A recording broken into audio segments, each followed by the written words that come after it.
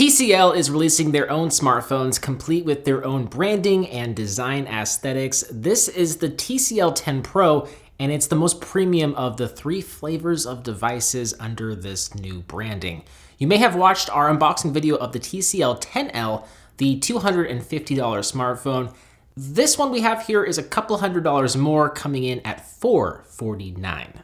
So what do you get for an extra $200? First of all, you get a much more polished build. Upon first impressions, TCL just about nailed it with the build of the 10 Pro. You have a frosted glass back that gives me strong OnePlus 8 emerald green vibes. It feels like aluminum, but it's glass, and because it's heavily frosted, it doesn't pick up anywhere near as many fingerprints or smudges. I also dig the gray look. The camera module on the rear includes a whopping 4 camera sensors flanked by a flash on either side. But what's neat is that it doesn't protrude from the rear of the phone at all. So you can lay this phone flat on a surface and it won't teeter around your desk when you're using it. That's actually pretty rare these days.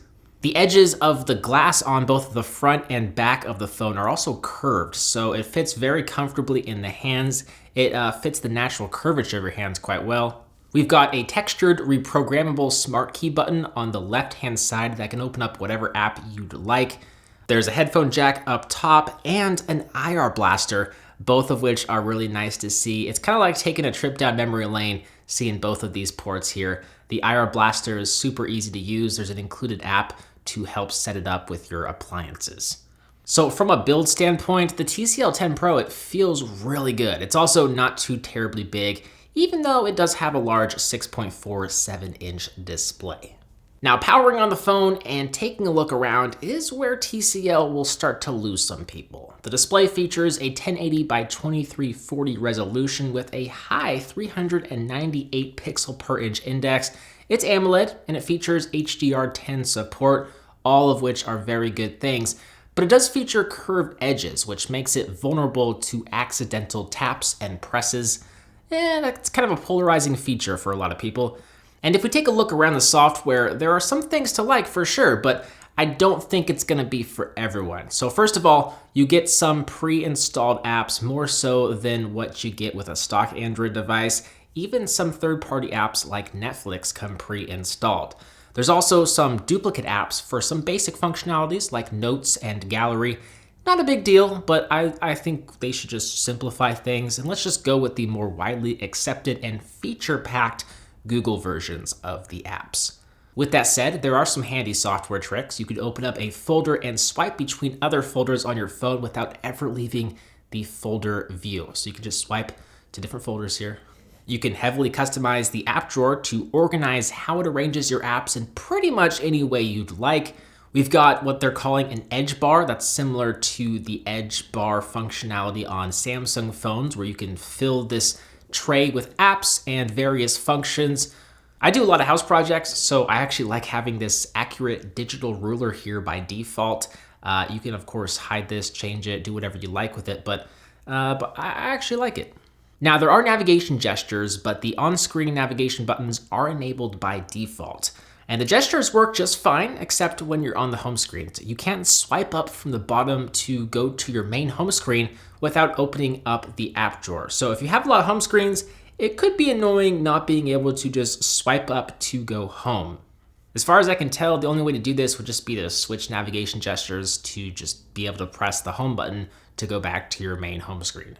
Because it's not just an issue with the app drawer, it looks like you can't even go home when you're on the Google Now page by swiping up from the bottom. So it's kind of weird. Maybe they'll fix this in a future update. Under the hood, there is a Snapdragon 675 processor with 6 gigabytes of RAM and 128 gigabytes of storage. For 2020 standards, these are pretty mid-range specifications. Now, the phone does appear to run fairly quick.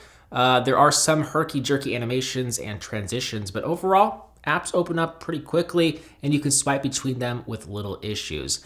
But I will say what I do miss most coming from my high-end OnePlus 8 Pro is the 120 Hz refresh rate. You know, it kind of makes sense that this phone is a lot cheaper, so it wouldn't have this feature, but whatever, it's for what it's worth. I do miss a higher refresh rate.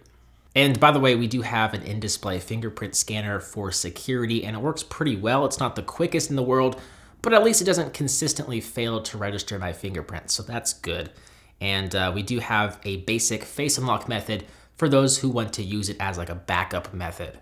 As for the cameras, we have a total of 5 camera sensors, 4 of which are on the rear. There's a 64 megapixel f1.8 main sensor, 16 megapixel f2.4 ultra wide sensor, 5 megapixel macro sensor, and 2 megapixel depth camera for enabling features like portrait mode.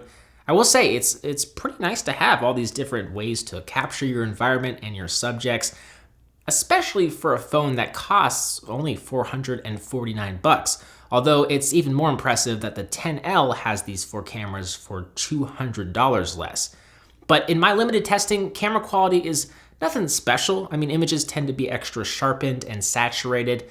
You can still take some good shots, but just know that it's gonna fall short of some of the premium camera sensors in the market. The 10 series, upon first impressions, makes it clear that a camera's hardware specs aren't everything, and almost more importantly is the software and image processing that takes place behind the scenes. But I will add the 24 megapixel sensor, for what it's worth, is really wide, and I like that. I also like seeing a large 4500 milliamp hour battery under the hood, which I haven't tested in detail, but just given the sheer size and in terms of specifications, it should be able to get you at least a full day of usage. Unfortunately, there's no wireless charging, but we do have 18-watt fast charging. Last but not least, sadly, we do have downward-facing speakers that they don't sound that great. They're not horrible, but they're not that great. So this is the TCL 10 Pro that knocks it out of the park in the build department, but does have some more trouble with the software and camera processing. I think those will get refined over time. Now, TCL says this phone is guaranteed to get at least one major update to Android 11, so that's very good news. And I will say I've already updated this phone once, so it's good to see TCL frequently pushing out updates to this device. I'll place a link down below to check this phone out on Amazon when it becomes available on May 19th. With that said, I'm Bo HD from PhoneDog.com. Hope you enjoyed this video. Thank you for watching, and I'll see you right back here in the next one. See ya.